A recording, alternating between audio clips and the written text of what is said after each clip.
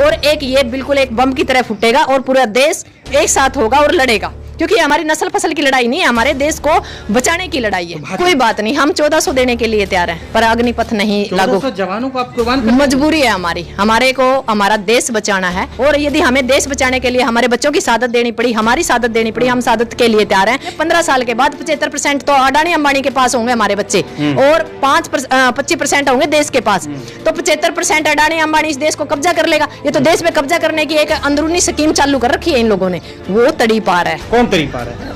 अमित शाह, आपको पता नहीं है क्या? वो तड़ी पार है।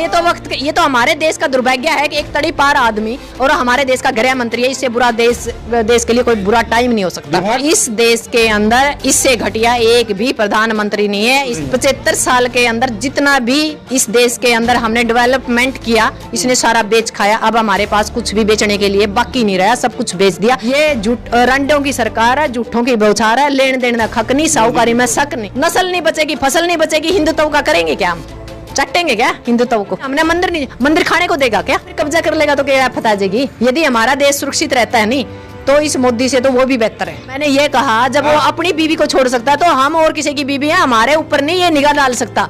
देश का नाश करने का रास्ता है। कौन नाश कर रहा है देश? मोदी। आप दिल्ली की तरफ जाएंगे और उस तानाशाह को झुका के अग्निपथ को वापिस करा के, जैसे हमने फसल बचाई थी ऐसे ही हम अपनी नस्ल बचाएंगे। अब अग्निवीर जो स्कीम सरकार ले आई है उससे अभी तक भी आवाम नाखुश है, जिसके बारे में इन मोहतरमा ने इस इंटरव्यू में काफ़ी सारे खुलासे किए हैं, और उन्होंने यहाँ तक कह दिया है कि इस स्कीम को वो किसी भी कीमत पे लागू होने नहीं देंगे, क्योंकि जिससे हिंदुस्तान के युवाओं का भविष्य बिल्कुल भी सुरक्षित नहीं रहेगा। देखिएगा पूरा इंटरव्यू, एक बार वीडियो पसंद आए तो आगे लोगों तक जरूर पहुंचाइएगा। पिछली बार तो इनको बख्श दिया था, अब की बार बख्शा नहीं जाएगा।